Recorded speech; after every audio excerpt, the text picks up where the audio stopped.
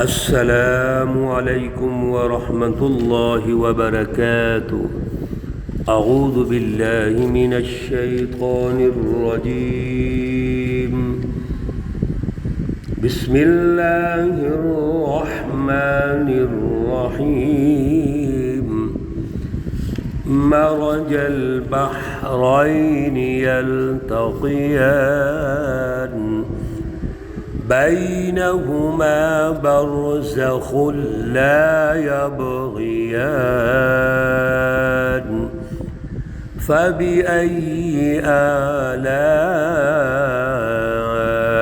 ربكما تكذبان؟ صدق اللہ العلی العظیم۔ اللہم صلی علی سیدنا و مولانا محمد النبی الأمی وعلى آلہ واصحابہ وبارک وسلم وصلی علیہ۔ معزز سامعین و سامعات، سورۃ الرحمن آیات مقدسہ 19 تا 25 ہیں۔ اللہ رب العزت ان آیات کا فہم اور شعور عطا فرمائیں اور عمل کی توفیق اور صلاحیت عطا فرمائیں۔ اللہ کی نعمتوں کا ذکر ہو رہا ہے، ارضیاتی نعمتیں، زمین اور زمین کے تمام تر وسائل، تمام تر نعمتیں اللہ نے پیدا کیں، اور کتنی خوبصورت پیدا کیں۔ رب کا مفہوم ہم سمجھ رہے تھے کہ رب کا مفہوم یہ ہے کہ نقص سے نکال کر کمال تک پہنچانا، یعنی چیزوں کو اعلیٰ طریقے سے پیدا کرنا، ہمارے لیے پیدا کرنا، ہمارے سامنے پیش کرنا۔ بڑے پروٹوکول کے ساتھ اللہ نے چیزیں پیدا کی ہیں، معیار کے ساتھ پیدا کی ہیں، وہ ہے رب۔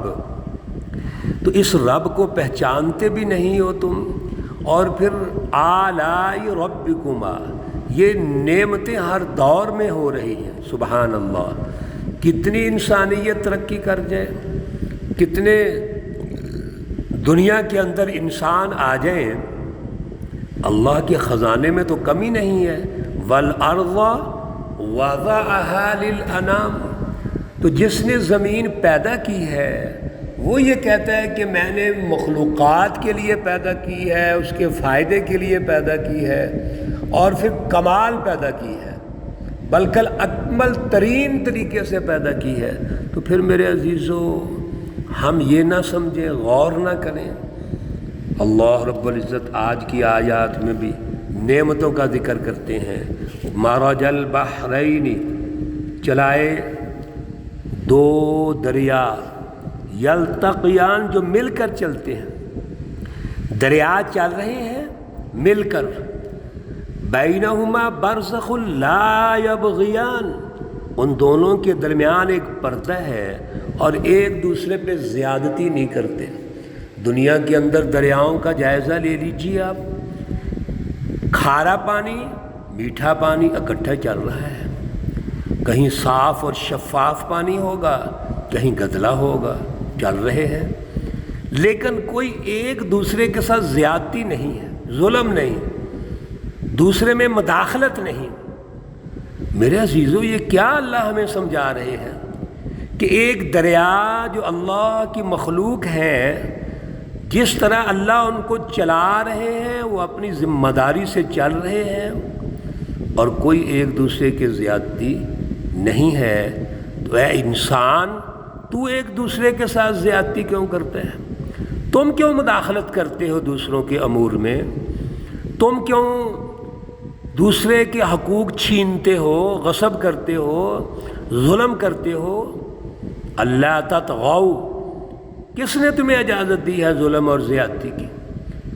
فَبِأَيِّ آلَاءِ رَبِّكُمَا تُكَذِّبَانِ، پھر اللہ نے ارشاد فرما دیا کہ تم اپنے رب کی کون کون سی نعمتوں کو جھٹلاؤ گے؟ یہ نعمتیں جو اللہ ارشاد فرما رہے ہیں، یہ سب کس کے لیے ہیں؟ یہ کس کی نعمتیں ہیں؟ غور کرو اس پر۔ یخرج منہما اللؤلؤ والمرجان، اللہ نکالتے ہیں ان دونوں سے موتی اور مرجان مونگے. اسی پانی سے اللہ رب العزت لؤلؤ بھی نکال رہے ہیں، مرجان بھی نکال رہے ہیں. اور یہ لؤلؤ اور مرجان باقاعدہ اپنی تاثیر رکھتے ہیں، انسانیت کے فائدے کے لیے. سائنس نے بھی یہ ثابت کر دیا کہ ان کی تاثیرات ہیں، لیکن نکال کون رہا ہے؟ یہ اللہ نکال رہے ہیں. فَبِأَيِّ آلَاءِ رَبِّكُمَا تُكَذِّبَانِ، پس تم اپنے رب کی کون کون سی نعمتوں کو جھٹلاؤ گے؟ کسی ایک نعمت کے بارے میں ہمیں کوئی شک نہیں ہے کہ اللہ نے مکمل پیدا کی ہے، خوبصورت پیدا کی ہے، پورے سیکیورٹی سسٹم کے تحت پیدا کی ہے. لیکن میرے عزیزو، آج اگر ان نعمتوں کو ہم دریافت نہیں کر سکتے یا ہم ان کو ضائع کر دیتے ہیں اپنی بے عقلی کی وجہ سے، مس مینجمنٹ کی وجہ سے، تو یہ ہماری بیوقوفی ہے. بارشیں ہوں گی، بہت زیادہ ہو جائے گی، تب ہم نقصان میں چلے جاتے ہیں. بارشیں نہیں ہوں گی تب ہم نقصان میں چلے جاتے ہیں. لیکن ان بارشوں کی مینجمنٹ کیا کرنی ہے؟ اگر پانی زیادہ ہے تو کیسے تیاری کرنی ہے؟ اس کی ترتیب کیا ہونی چاہیے؟ سسٹم اور ڈسپلن کیا ہونا چاہیے؟ اگر پانی کو نہیں آیا کسی وقت تو اس کا ڈسپلن کیا ہونا چاہیے؟ یہ ہماری عقل کی کمیاں ہیں. یہی ہے سائنس جو ہم پیچھے ہیں. آج دنیا میں جو آنے والے جتنے بھی موسم ہیں، حالات ہیں، ان کے مطابق غور و فکر کرتے ہیں تو وہ ترقیاں کر رہے ہیں. آج دور کس چیز کا ہے؟ کس ٹیکنالوجی کا ہے؟ کیسے ہم نے آگے بڑھنا ہے؟ میرے عزیزو، یہ ہیں ترقیات. ہم لڑائیوں اور جنگوں کے پیچھے پڑے ہوئے ہیں، کیونکہ بڑا جو سامراج ہے، جو بڑا دنیا کا اس وقت اتحادی بلاک ظلم کا ہے، وہ لڑانا چاہتا ہے، اسلحہ پیدا کر رہا ہے، اور ہم ان کے اس اسلحے کی دوڑ میں شامل ہو کے ہم نے اپنا معاشی ڈھانچہ تباہ کر دیا، سیاسی ڈھانچہ تباہ کر دیا. ہم نے اپنے ملکوں میں غربت اور بے روزگاری اور مہنگائی پیدا کر لی. آج دنیا میں معاشی ترقیات کا دور ہے، سائنس کی ترقیات کا دور ہے، اور سائنس یہی ہے کہ آج حالات کا جائزہ لے کے کل کو کیسے بہتر کرنا ہے. اپنے مرض پہچانیے، کمزوریاں پہچانیے، اور جیسے اللہ رب ہیں، کمزوریوں سے نکال کے کمال تک پہنچاتے ہیں. اور اللہ نے ہمیں اتنی عقل اور سوچ دی ہے تو ہم نے بھی اسی پہ چلنا ہے. اللہ تو پہنچانا چاہتے ہیں، لیکن ہم کوشش کریں گے تو پہنچیں گے.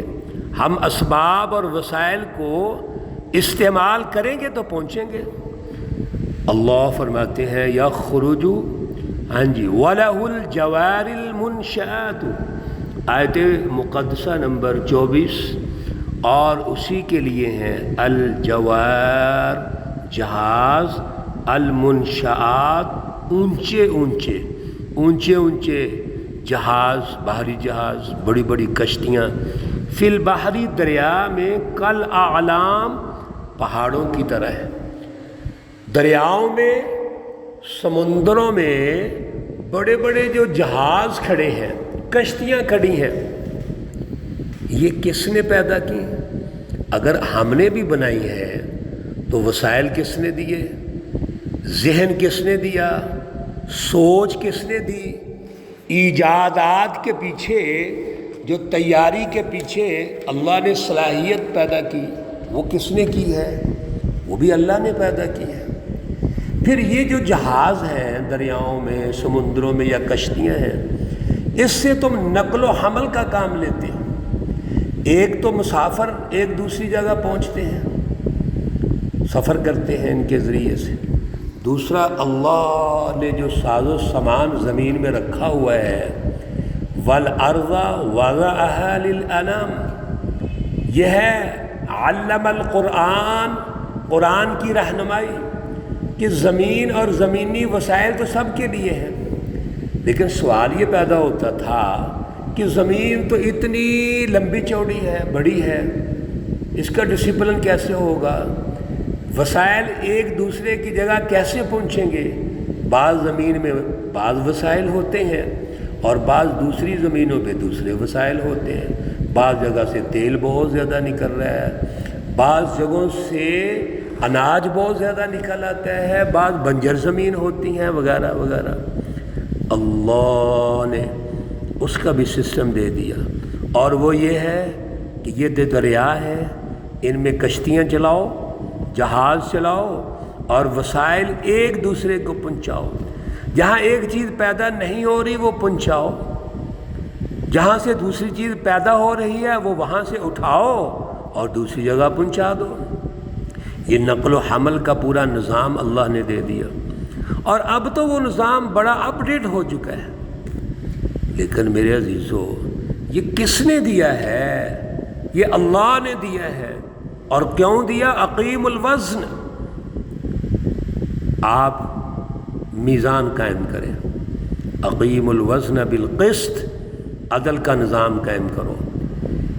سب کچھ اللہ کا ہے اور سب کچھ انسانیت کے لیے ہے، تمام مخلوقات کے لیے ہے۔ یہ نکتہ یاد رکھیے، سب کچھ اللہ کا۔ جتنی نعمتیں ابھی ہم سن چکے ہیں اور آ رہی ہیں، کون خالق اور مالک ہے؟ اللہ ہے۔ کس کے لیے ہے؟ للانام، تمام مخلوقات کے لیے۔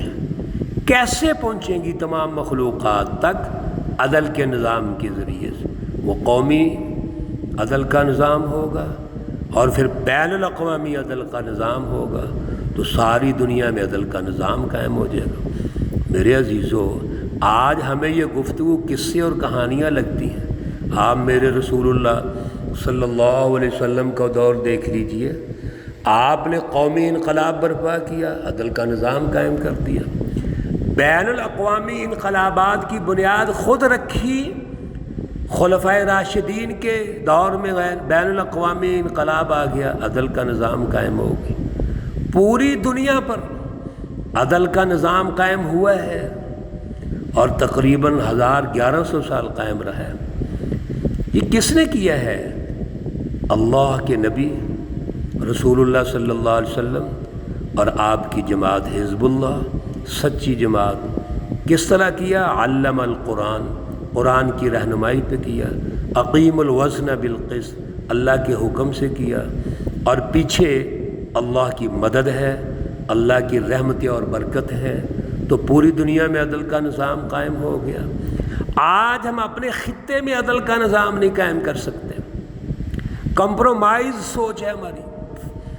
یہاں پہلے عدل کا نظام قائم کرو، پھر اگلے دوسری دنیا کو دیکھیں گے۔ پہلے اپنے گھر میں عدل قائم کرتے ہیں، پھر پڑوسیوں کو دیکھتے ہیں۔ عدل کے نظام کے قیام کی ذمہ داری پہلے گھر ہے۔ میرے رسول اللہ صلی اللہ علیہ وسلم نے پہلے اپنے گھر میں ریاست مدینہ قائم کی، پھر ریاست مکہ قائم کی، قومی انقلاب برپا کیا، پھر دوسری دنیا کی طرف دیکھا ہے۔ آج بھی اسی کی ضرورت ہے۔ اللہ ہمیں سمجھ بھی عطا فرمائے، شعور عطا فرمائے اور توفیق اور صلاحیت عطا فرمائے۔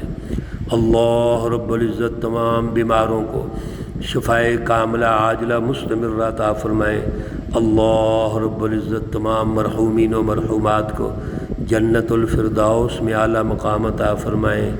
ربنا تقبل منا انك انت السميع العليم وتب علينا انك انت التواب الرحيم، وصلى الله تعالى على النبي الأمي محمد وعلى آله وأصحابه أجمعين برحمتك يا أرحم الراحمين۔